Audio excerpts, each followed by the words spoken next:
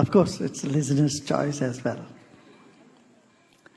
So there is this story in the Puranas that Lord Shiva was out doing something and he came back home and then he saw a young boy standing outside trying to prevent him to see Lord Shiva's wife. She had gone to take bath and Shiva got angry and he chopped the head of the boy.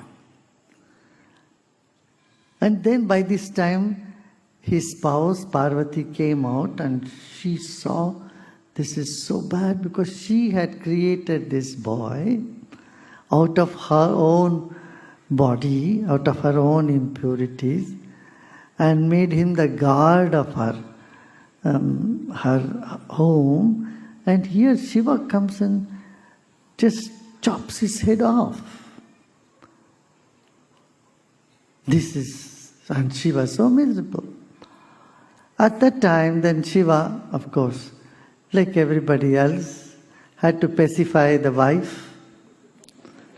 To pacify wife, he says, okay, go and get the head of someone who is sleeping with their head towards the north. So his whole team went for a spin to see who is sleeping with their head towards the north. They found none but an elephant. So they took the head of the elephant and came, and Shiva placed that head on a little baby and he became Ganesha. This is the Ganesha story. When you hear, many questions arise in your mind. This is so absurd. Shiva, who can see through the time, who is all-knowing, all-powerful, all-pervasive, how could he be so angry and rude? Doesn't this question arise in you? Second is, he is so violent. He didn't even know that the boy was his own son or his own wife's creation. He didn't even know that. This is another question. Third question is, okay, even then, he just stopped him for some time because Parvati is taking a shower and Shiva becomes so impatient. So what you see here in Shiva is totally angry and absurd, violent and completely illogical and so angry. This is the picture of Shiva. One would get it. My God, if the God is so crude to his own son, how will he, protect everybody else or anybody else? This is the question that people ask. But people who do not know the inner secret of this story. Neither Shiva is violent, nor he is stupid. Is he so stupid that he did not find, if he could he could have kept the same head of the boy back into the body. And why would he keep an elephant head? Just imagine, baby is so small and an elephant head is so big. For that he had to kill another elephant also. This is completely absurd. How would anybody be worshipping such a Lord? This is what will come into anybody's mind. Especially those who do not have been taught in this tradition. They will find it, oh my God, this doesn't make any sense. But just see the inner meaning of this story. This is all symbolic. Such a thing has never happened. But it is a symbolism of something which is stupendous. Shiva represents the transcendental consciousness. Shiva is Shivam Shantam Advaitam Chaturtam Manyante Sa Atma Savikya. Shiva is that self, is the consciousness which is ever peaceful, all pervading, and samam bonam of all creation. The unmanifest energy, that is what Shiva is. And Shakti, or the Parvati, is the manifest energy. Manifest energy always had to go through renewal, rejuvenation, reconstruction. And that's what happens. Renewal, rejuvenation, reconstruction of energy keeps happening. Energy is not static, it is dynamic. When it is dynamic, it ought to produce the byproduct, which is, in some sense, you can call it impurities. The impurities come in that. Like a tree gives fruit, and fruit, as when it is fresh, it is pure. When it rots, it is impure. Similarly, leaves in the tree, when they are in the tree, they are leaves, they are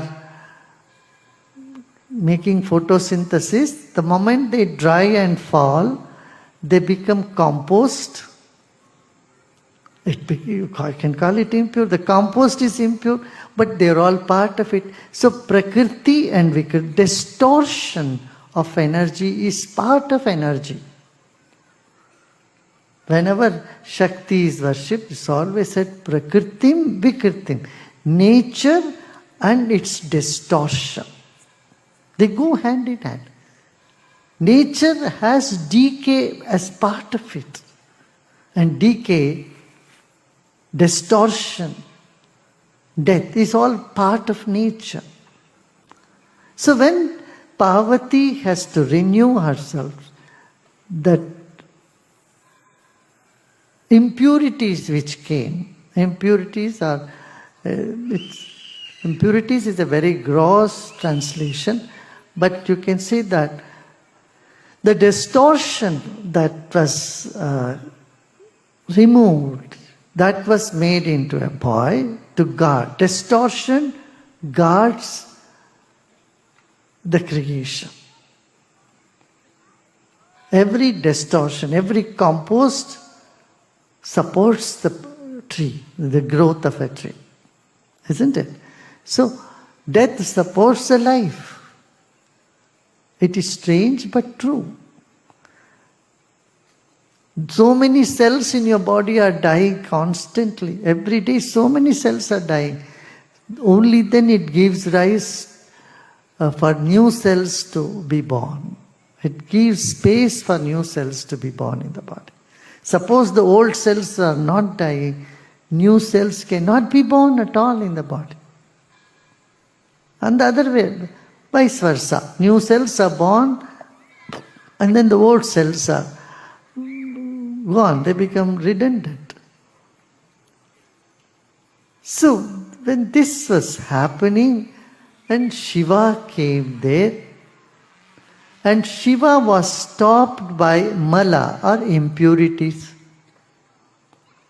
If your mind is so disturbed, if you are in the distortion, you can never be in the state of wisdom, in the state of serenity. Shiva is serenity. Perhaps the word serenity comes from Shiva, somewhere very close to that. Serene. You know, it gets serene. That sereneness, when it comes in contact with the mala or the impurity, the distortion vanishes because serenity is more powerful. But without distortion, energy cannot exist. So when Parvati comes in, hey, wake up. It's good when you go within into the depth of oneness of universal spirit, experience the oneness of the universal spirit. You are there, but when you have to come out of it to to the world to be active, to even express that, to even say, I had great deep meditation. There has to be somebody who comes out of it. So, you need some amount of impurities, or it's called lesha avidya, little bit of distortion of energy, or relative, we can call it the relative energy. So from the absolute realm, you have to come to the relative realm in order for the relative to exist and to glorify the absolute. The seen world and the unseen world, they both go together. Unseen world glorifies the seen and the seen world glorifies the unseen. That is Shiva and Shakti. So, but then the middle part of it is essential then, because Shakti cannot exist without her own child, her own baby. So then, what is that comes in the way of the pure energy experiencing the infinity is the head, is the intellect. Intellect need to be transformed. If you keep thinking, you can't experience. You can either think or you can feel it. So, to descend to the level of feeling, it's in itself is an art. You keep thinking about something, but feeling it, experiencing it is something different. So that is the journey. Spiritual journey is moving from head to heart. So the small mind has to give way in order to experiencing something which is so vast.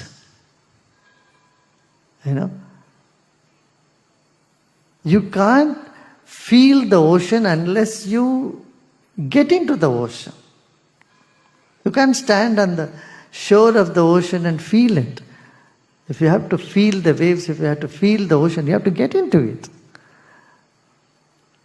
And what stops from getting into the transcendental nature or the being, self, is the mind, little intellect. And so Shiva just serves that, severs that head, and then when Parvati won, she said, okay, go and look for someone who is sleeping with the head to the north. Here in Sanskrit, the north word and answer is the same. There's one word for both north and answer. That is Uttara. Uttara means answer or the final, and also the north. So, one who has the answer for all that is one who is resting with the head in the north. They tried to find and nobody was resting with their head except an elephant. So they brought the elephant head. And as soon as he got the head, the elephant head, he placed it on the baby's body and gave life back to it and called the baby Vigneshwara. Vigneshwara means one who removes all the obstacles. The head which was obstacle, the small head, cynical head, a prejudiced head is an obstacle to see the truth. But a big head, a head which has a coordination of seeing and hearing. Elephant fans its own eyes with its ears.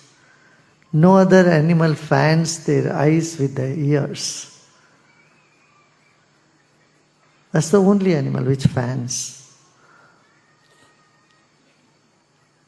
animal, among the